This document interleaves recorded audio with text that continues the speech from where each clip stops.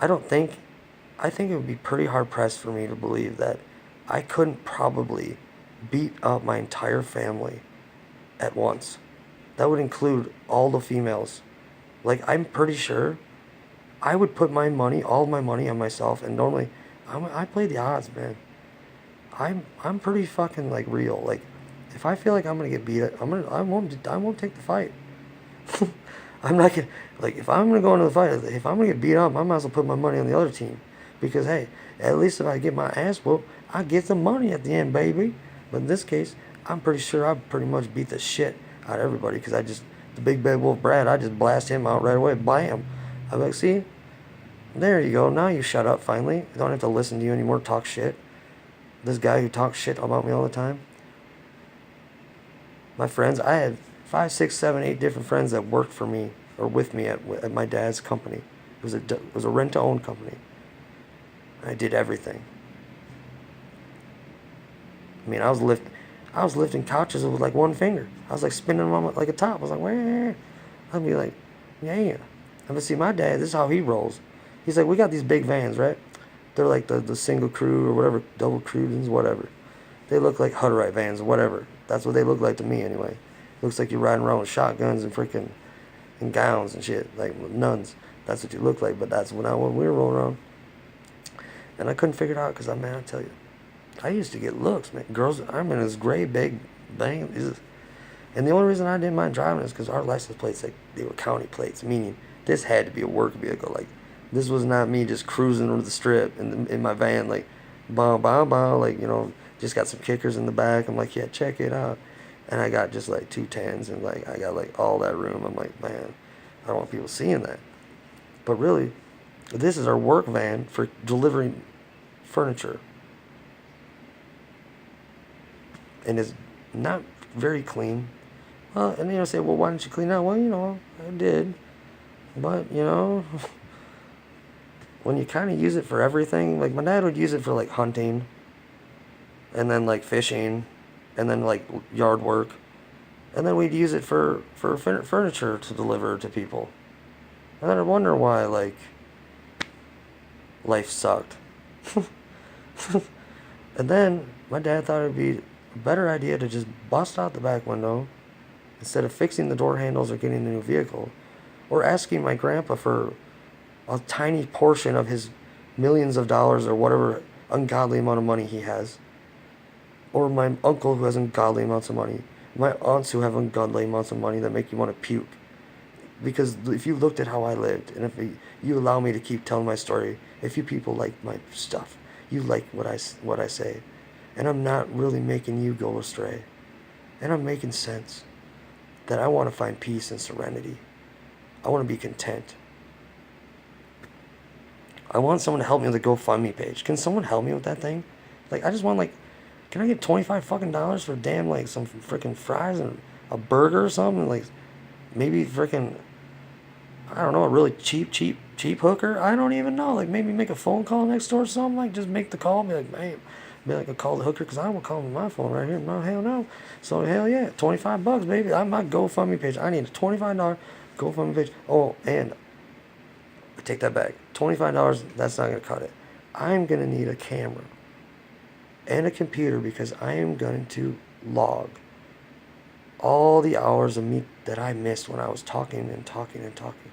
I talked for 27 hours straight the other day. My friend Bailey will attest to it. She is a credible witness. She has credible people that will back her statements up and everything that I say. I was not inebriated or under the influence where you people are using that as a way to try to push me down and make people think that I'm just not saying the right thing or saying things that are true, or I'm saying things that are just false. I'm telling the truth. I'm laying it all on the line. Not for me, not for money, not for that inheritance, even though, damn it, Dad, I would love more than anything to take that entire fucking thing from you and then make myself the one who makes the decisions as whether Michelle gets a penny or not. Now that should be the better question. Why should you get an inheritance when you're going to tell me, I have the text of you telling me that you're going to give it all to her, and she hates me because I'd embarrassed her. And at first I said, yes, man, I am selfish. Yes, I should not do anything about this. Because she gets mad at me because if I only fight bitches, because I only protect her if they're bitches. Otherwise, I do it for myself. I'm like, okay. I don't understand, like, what, like, this is like a catch-22 game, like, all the time. Like, either they're not big enough, not small enough, or, like, they don't smell enough. I'm like, man, I can't control these things. I can't get them deodorant and get them the cologne that they need, or get them that weight set before we meet up. I can't always do these things, Michelle. I'm not Superman. But I just want this to be known. This is a long, drawn-out video, but I had to get this out because I have to tell this story, and I have to make sure this is loud, because I want this to be one of the main focuses of this entire thing. I want no kid, and I mean this, I want no kid to ever experience what I experienced ever. Getting forced to hunt, getting forced to kill innocent animals and watch them die in front of me, and then watch you dismember them and tell me that I should be doing it because I shot the fucker even though I didn't want to. You piece of shit. You deserve to rot for that. And any other father out there, I don't care who you are or how tough you think you are. If you fucking take your kid out and he doesn't want to go, I swear to you, because after this, I want to make damn sure there's a phone number that he can call. And I want him to know that Chris will take his dad's balls and hang him, jingle him in front of his daddy's face when he slaps the shit out of him for being so fucking selfish and stupid. You want to go kill something and be a murderer and some psychopath, crazy bastard, because you so badly want to eat shitty meat. It don't make any sense. I hate when people tell me that. Oh, we eat it. Oh, like we use all of it. Oh yeah, like we're still like the Indians. Like we're like rah, rah, rah, rah. And I didn't mean to do that, but hey, shout out, because I got a lot of Indian friends, and I'm not racist. I want to make that clear, because this is about all of that. Because I have not got to my jokes yet, and I can't wait to get to those about making fun of my dad, because I'm gonna go right here. But that hunting he did to me, making me shoot animals, making me wring their necks, telling me I had to wring their necks because he wouldn't do it. I said, Dad, why don't you do it, man? Why can't you do it? You're stronger anyway. I can't fucking kill it. So now he's torturing me. Now he's fucking torturing me. Huh, you like that, family? Huh, you like that? You think that's fucking funny? When your little fag boys are sitting at home, and I don't mean to make fun of them by calling them, that's probably more, the gay community should take offense to the fact that I compared them to the people that is in this family. Seriously.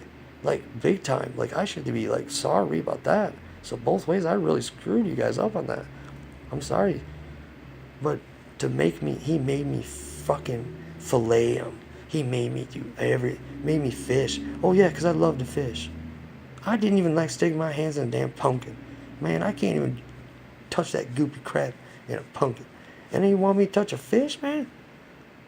Well, maybe like a couple pairs of gloves on, I can take one down. I'm like, all right, I'll get that hook off. Just let me get some gloves, man. They're like, no, you gotta take it off right now, man. I gotta get my gloves.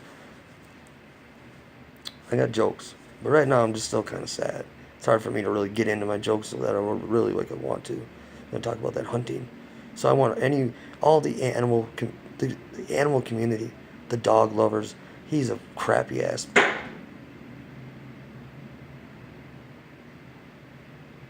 They don't want me to speak. He's a crappy ass. Most dogs try to bite my hand off, trying to give him a treat, because he basically starves him. He has to. Because my dog, I adopted off the reservation, because I worked up there. And these dogs, well, let's just say that a friend of mine said, as we're standing there waiting to repossess some furniture, stinky furniture, great. It's more stinky stuff to bring back to try to sell for cheap to somebody else at a a higher rate because it's rent to own. Awesome. Feel good about that anyway. But he's like, look, and I look, and there's a little puppy dog on its chain, just stretched out, frozen solid, cold dead on its fucking leash. Like it's just like, oh, well, put him out for a poo-poo, and he went, good boo-boo, and you're like, see ya, and he's like, well, I guess we'll just leave the body hooked to the chain, and maybe it'll just disintegrate or whatever. Maybe it'll just go away. Maybe another dog will come up and eat them. Like maybe, just maybe, he might just stay there all winter. We don't really know, because he might just be frozen solid. Okay. So yeah, I adopted 2 dogs from there that I fully, but that's another thing, my dad, I went to jail for 30 days during a DUI because of I'm an alcoholic because I'm such a loser. It's my morals, that's just my choice. I'm like, hell yeah, Dad. I was like, yeah, I like this alcohol shit. Let's just get drunk every day and poop blood and puke blood and do that crazy shit. Hell yeah. And my dad's like, well, you couldn't have drank more than me because I have a large heart from when I was 16, and I drank way more than you, and I smoked way more than you. I go, well, yeah, you probably smoked way more than me. I've never smoked. I've never been a smoker. So you might have, but I was puffing the Chiba, baby. I was puffing Chiba when I was 16. Dad, you were in my room trying to steal my Chiba, and you couldn't even get it fast enough. Because I'm like, as soon as I realized that I had a sleeping medicine, because I didn't realize I had anxiety and depression that was untreated. Thanks, Dad. Fucking prick. I never slept ever. Like what, Dad? You gonna use that meth excuse from when I was like 9 and 10? Did you think I was stealing your meth and then you doing it, or what, Dad? I was right. You didn't do any meth. It was just me. You were up all night, and I was up all night. But I was on meth because I was 10, and then you weren't because there's no way you would ever be. But now that I'm not in the same area code as you, and you're afraid of me saying too much, you want to just say stupid shit and say that I'm crazy and that I make no sense. Good for you. You are going to look probably dumber than you've ever looked in your life after this video. And I can't wait to get this posted. So I'm going to hurry up and get her done, because I can't wait. I can't wait. Making me hunt. Throwing me around. I don't know why I have anxiety and depression. This cat used to throw me in the air like 20, 30 feet in the pool when I was a little baby. I had little floaties on. I couldn't even swim. This cat's throwing me fucking like a missile, like it's a Cuban Missile Crisis. I'm like floating through there like little Stewie, like, and then I would just plow. I'd be cannonballing. I don't remember it, but that's what he said. So who knows? I was probably like flailing, like scared for my life. Like probably poop was coming out my butt. Like I'm sure like he knows all about that because he put a spoon in my butt, like instead of fingers. Like he's like, well, I'll just put a spoon instead of my fingers. I was like, well, Dad, like this is a little impersonal. Like I feel like we're way too impersonal, and I know what impersonal is. So I was like, and it's kind of a joke because it doesn't really. It's like, ugh. So I was like, Dad, I kind of like when we just have that like more of a interpersonal relationship. I don't know. You should get the spoons away from my bung bung. I'm tired of that stuff. My butt's like retired because remember you said I needed to have my sympathy for later, and I was like, well, yeah. So I mean, if you think about it, I've lived kind of a hard life compared to most people because I was planning for my retirement at like 4 or 5 years old. I mean, I was like, man, I got to do math, English, and I got to know how to lube that bitch up because I need to take it in the slut butt so I can get me my retirement. And then, well, then I got to go, wait a minute. I need to get a flux capacitor because I need to maybe go back to the future because I got to change some things here. Because I pretty much did anal for my retirement, did a blow snow, and then my sister, I don't know what she did. She probably did missionary with maybe a crawdaddy and maybe 69 or something. But who knows, we'd have to